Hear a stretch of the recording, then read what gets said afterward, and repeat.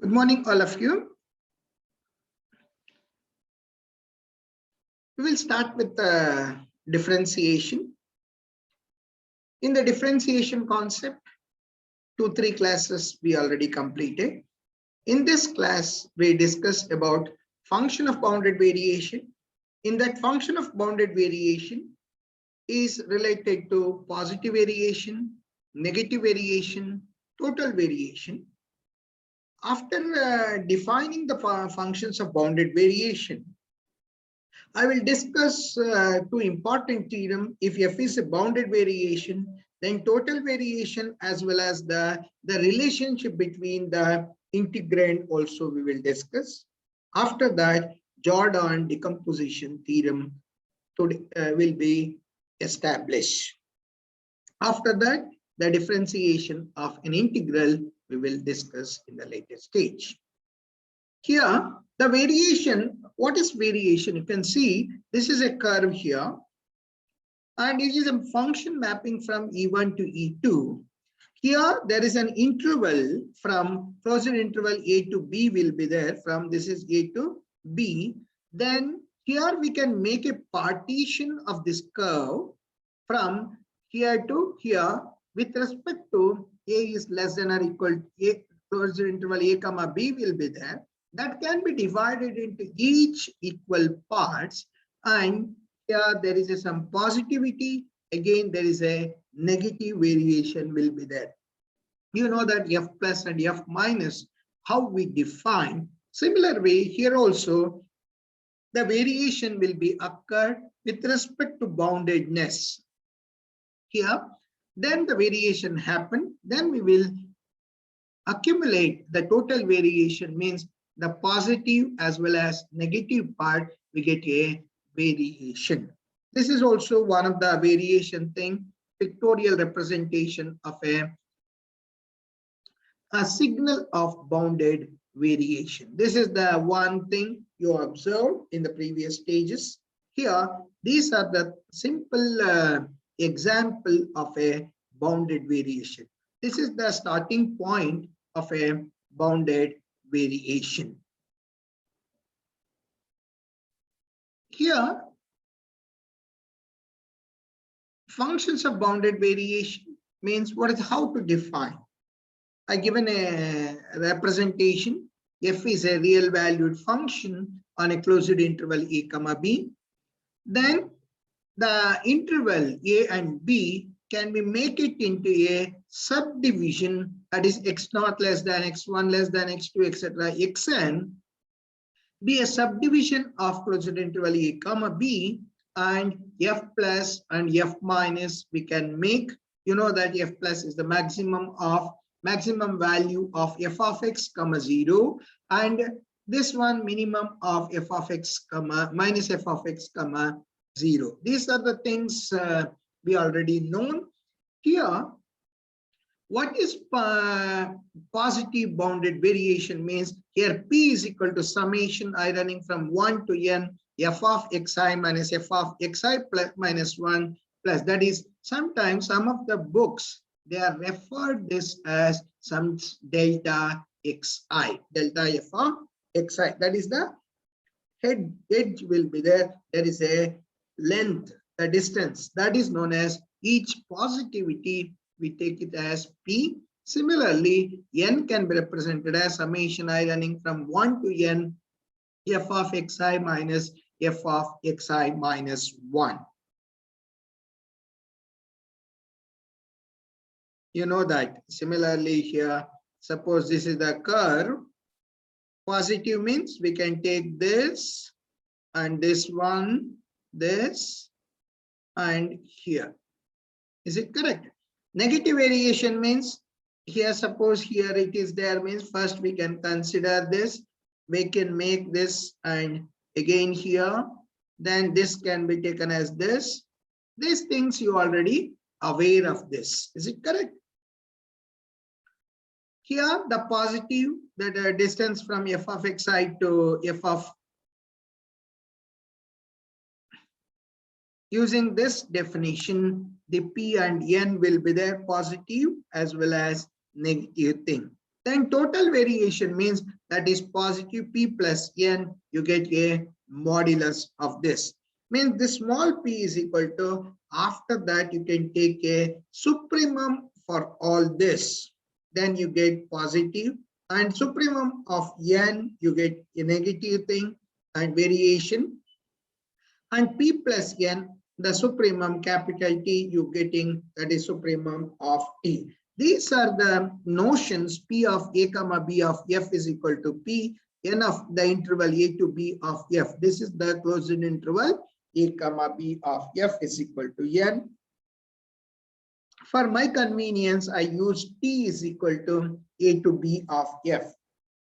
Some of the books referred, instead of t, they are written b of a comma b, because they are thinking that variation with respect to a comma b. But I have t means total, the first word will be there. That's why I utilize capital T.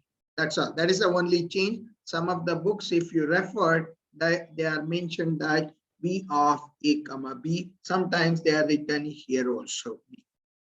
Okay. These are the some fundamental thing of the definitions of bounded variation. Positive, negative, and total variation of f over closed interval a comma b. Let f is a mapping from, these are the some of the observations related to the variations.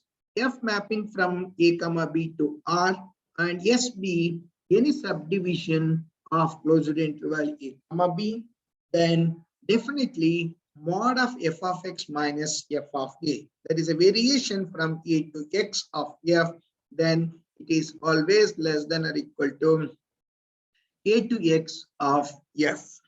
And also, if the values means the single point, there is a point, it is the variation from that point to that, means definitely it is, suppose we say that there is a point lying from here to here, means a to a, the variation. What is the variation? It going here, again it is coming back to here, means the value of the variation become 0. And if a less than b less than c, then definitely you know that if it is the interval from a to c will be there, then there is some point b will be there, then definitely we can make, this is the variation, one of them, another variation we can make this one. Then definitely if you observe, there is a modulus property applied, definitely p of a comma c is greater than, because this is the greater value, you know that it is 1 2 3 in the real line, because in the interval definitely b is lesser than c. These are the some fundamental observation we observed here.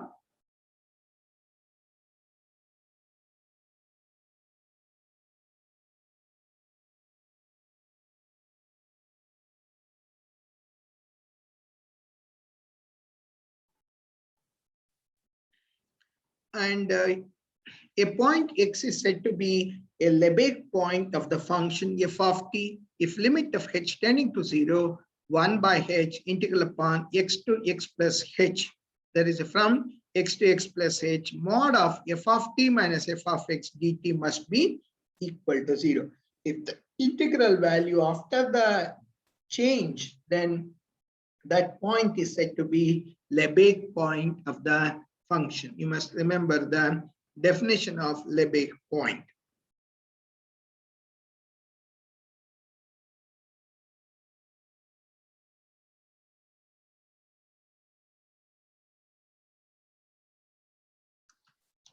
Now, a function f is said to be a bounded variation, means you already know the positive, negative, and variation from total variation. This thing you already observed. If the total variation value is finite, then we say that it is the function is bounded variation. This is the definition you must remember. a function f is said to be a bounded variation if t is less than infinity, means finite. We write f is belongs to bounded variation. Now we will prove one important theorem. If f is a bounded variation on closed interval a comma b, then t of ab is equal to, that is positive plus negative variation with respect to the subdivision a to b, and f of b minus f of a is same as p of a comma b minus n of a comma b, means that is the interval p minus n. How to prove this? You know that for any subdivision a comma b, can we make it into a, this is the relation. First we make the subdivision part, divide into x naught less than x1 etc less than xk is equal to the whole thing. Here a to b will be there. It is a curve from a to b is line. Then definitely here each point we make x1, x2, x3, etc. xk. Is it correct? That is a subdivision. Here we can make them the function, because here this is xi, one of them is xi, and this is xj, xi minus 1, means this is xi, means if you take the functional value of this and functional value of this, if it is a positive thing, means suppose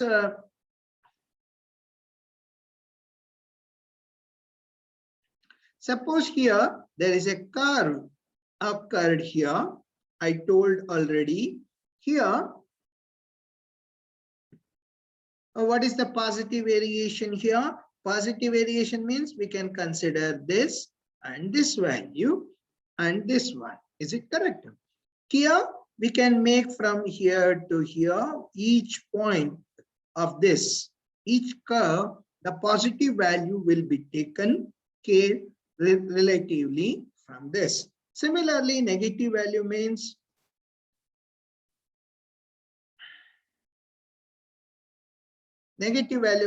this curve become here and this value and again this one and this one. In this curve, each point we can take a f of xi minus f of xi minus 1 values. Then what happens? Here, if you make p minus n, this one, because we need p minus 1, then you can take a supremum. Then a plus minus will be there. Then definitely each values will be, one of them is positive, another one is negative. Then you get f of xi minus f of xi. Means all things, wherever the double time will be there, that will be cancelled with each other. You know that f can be represented as f plus minus f minus. Using that concept here, this is, you get f of xi minus f of xi minus 1. We already proved that this is equal to, if you applying each point will be subtracted from one to another.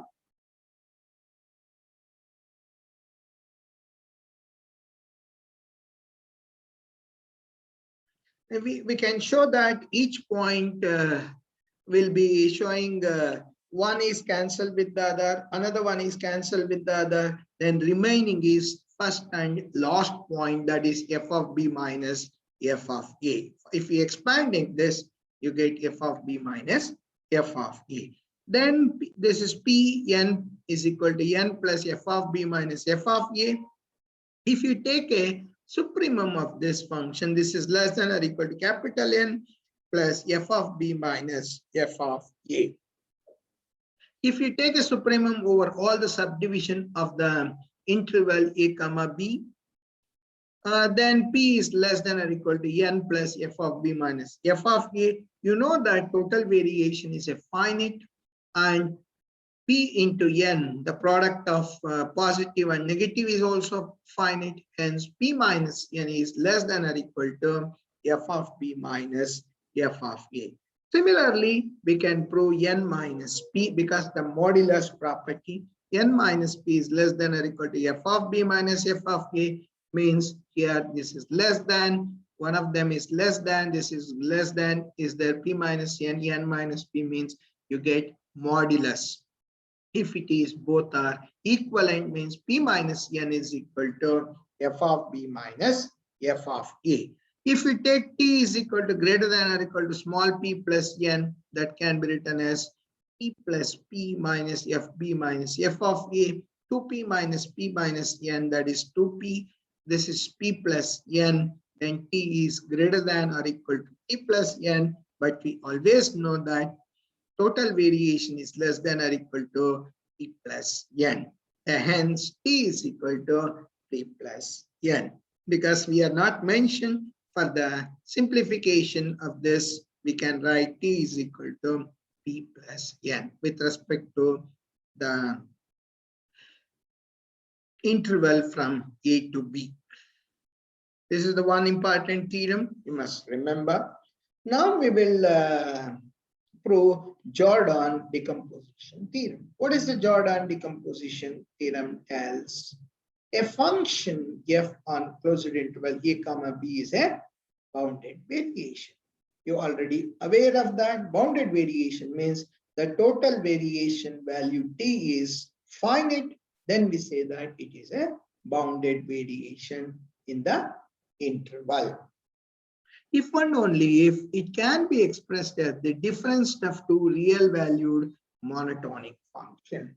Sometimes it is non-decreasing function also, one and the same for the proof structure. Let f be a bounded variation means t is total variation is finite. For x belongs to a comma b, we define g of x is equal to, one of them is the function is positive variation from f from a to a, and another one is negative variation of f on a to x. I already mentioned, if you take, this is the function f is given. In this function, first we are choosing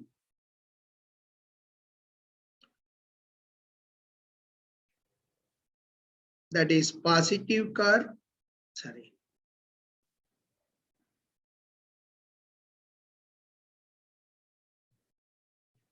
positive curve, and one more, this is negative.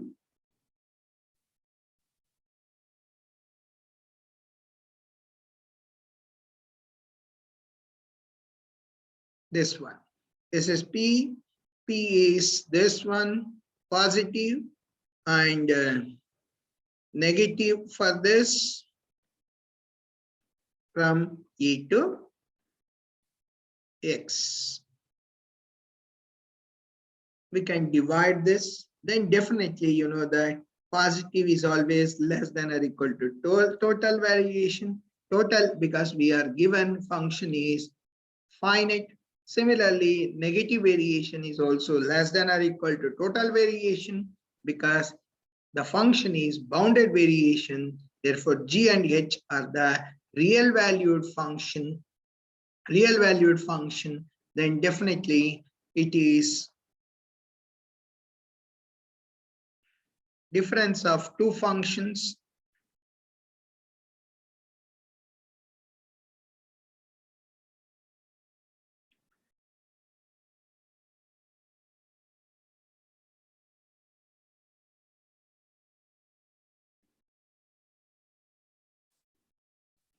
Therefore, g and h are monotonic functions because here g of x minus h of x become p of p minus n, that become f of x minus f of a using previous theorem.